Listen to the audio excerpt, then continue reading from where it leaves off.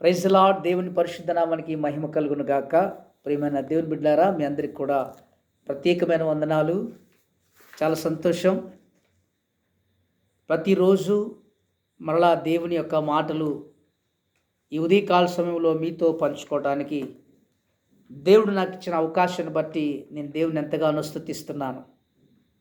మీరు దేవుని మాటల చేత మీరు బలపరచబడుతున్నట్లయితే మాకు కామెంట్ రూపంలో తెలియపరచండి, లేదా ఫోన్ కాల్ ద్వారా కూడా తెలియపరచాలని ప్రభుపేట మనవి చేస్తున్నాను. ఎందుకంటే దేవుని బిడ్డలు యథార్థంగా జీవిస్తే చాలా ఆశీర్వాదకరం. యథార్థత లేకపోతే మనం దేవుని స్తుతించే విధానంలో కూడా తేడా వస్తుంది.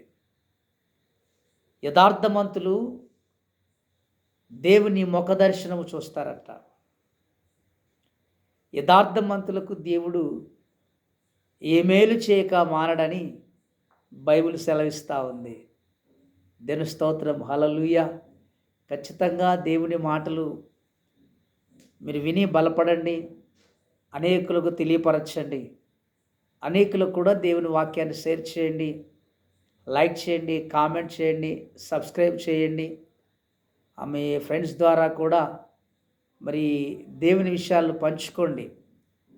నిత్యము ఎప్పుడైతే మనం దేవుని విషయాన్ని, దేవుని మాటలు మనం పంచుకోవటం జరుగుతూ ఉంటుందో, దేవుని ఆత్మ వారి మధ్య బలంగా పనిచేస్తూ ఉంటుంది.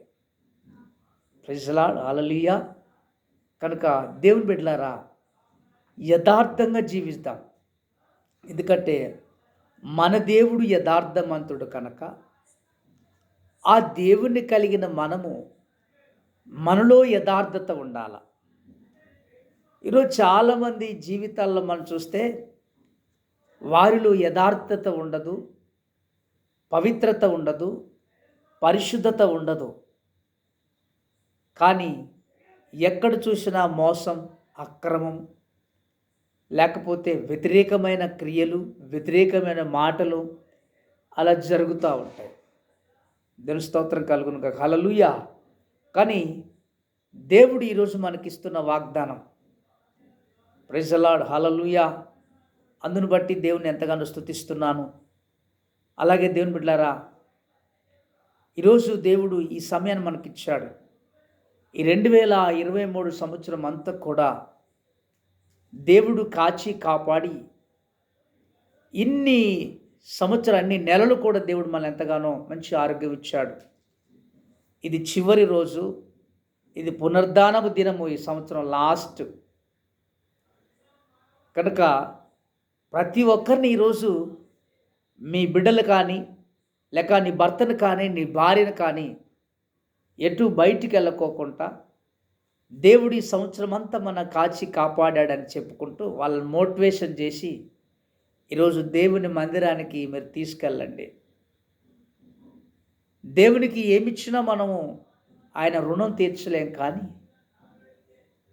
భక్తుడైన దావీదు అంటాడు, మన దేవుడు యథార్థవంతుడు కనుక మనం కూడా యథార్థం కలిగిన జీవితం జీవిస్తే ఆయన తన మార్గమును, పాపులను కూడా ఎవరిని పాప మార్గాలకు పోనీయడట. దేవుని స్తోత్రం, హల్లెలూయా.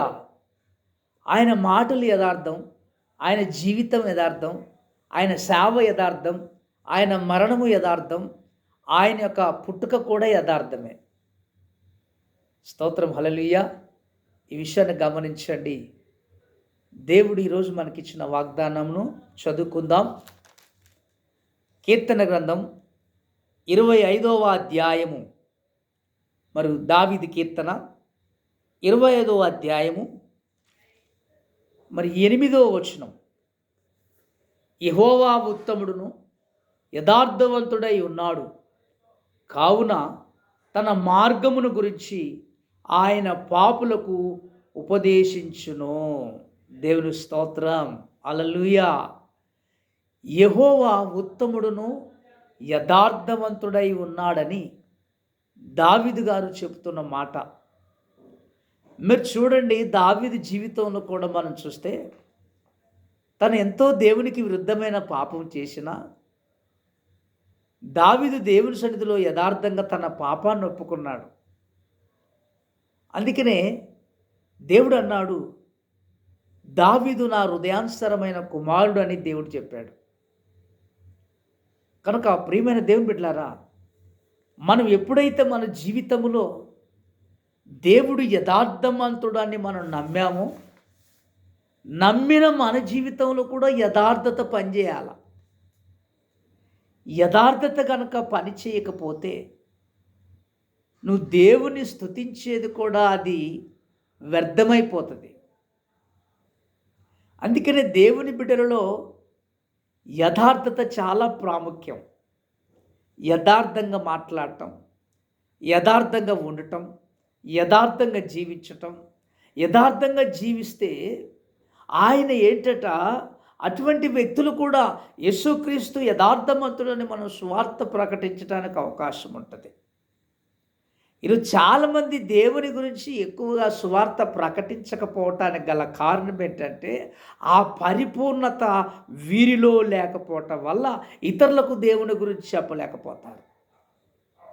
ఇతరులకు దేవుని గురించి ఎందుకు చెప్పలేకపోతున్నారంటే, ఒక స్త్రీ బయటికి వెళ్ళి దేవుని మాటలు చెప్పాలంటే ఇంట్లో ఉన్న తన భర్త మారలేదు, ఇంట్లో ఉన్న తన బిడ్డలు మారలేదు.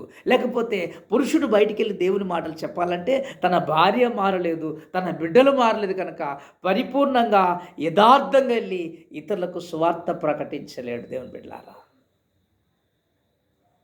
ప్రైజ్ ది లార్డ్, హల్లెలూయా. ఒకవేళ ఈ సంవత్సరం అంతటి కూడా నీలో యథార్థత లేదేమో, దేవుడు ఉత్తముడని నువ్వు గ్రహించలేదేమో, యెహోవా ఉత్తముడని రుచి చూచి తెలుసుకోవాలని దేవుని వాక్యం అంటుంది. యథార్థమైన జీవితం జీవించండి దేవుని బిడ్డలారా.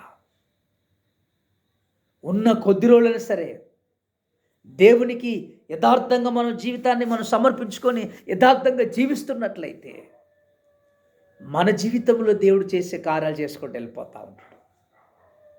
దేవునికి మహిమ కలుగును గాక. హల్లెలూయా. మనిషి ముందు ఒక మాట, మనిషి ఒక వెనకాల ఒక మాట, భర్త ముందు ఒక మాట, భార్య ముందు ఒక మాట, అన్నదమ్ముల ముందు ఒక మాట, అక్కచెల్లెల ముందు, సంఘంలో ఉన్న వాళ్ళ ముందు ఒక మాట. ముందు అన్న ప్రైజ్ లార్డ్ అన్న అంటారు, వెనకాల పోయి దారుణంగా మాట్లాడేవాళ్ళు చాలామందిని చూశాను నేను. ప్రైజ్ లార్డ్ ఏం లేదంటే వాళ్ళలో యథార్థత లేదు. యథార్థంగా జీవించిన వాడికి శ్రమలు కలుగుతాయి. అవి ఎక్కువ కాలం కూడా ఉండవు. ఆ శ్రమలు కొద్ది కాలమే ఉంటాయి. ఈ 2023 సంవత్సరము ఈరోజు పునరుద్ధాన ఆదివారము దాకా నువ్వు యథార్థంగా లేవేమో, దేవుడు ఉత్తముడని సరిగా గ్రహించలేదేమో, ఈ రోజు నుంచి అయినా, ఈరోజు ఈ డిసెంబర్ 31 రోజు నుంచి అయినా నీ జీవితాన్ని యథార్థంగా ఉండటం కోసం మార్చుకొని ఒక నూతనమైన సంవత్సరంలో అడుగు పెడుతుండగా నీ జీవితంలో యథార్థత కలుగునుగాక. ప్రైజ్ ది లార్డ్, హల్లెలూయా. అటువంటి యథార్థమైన జీవితం నువ్వు నేను అందరూ జీవిద్దాం. అందరి ముందు యథార్థంగా మాట్లాడతాం, యథార్థంగా ముందుకెళ్దాం.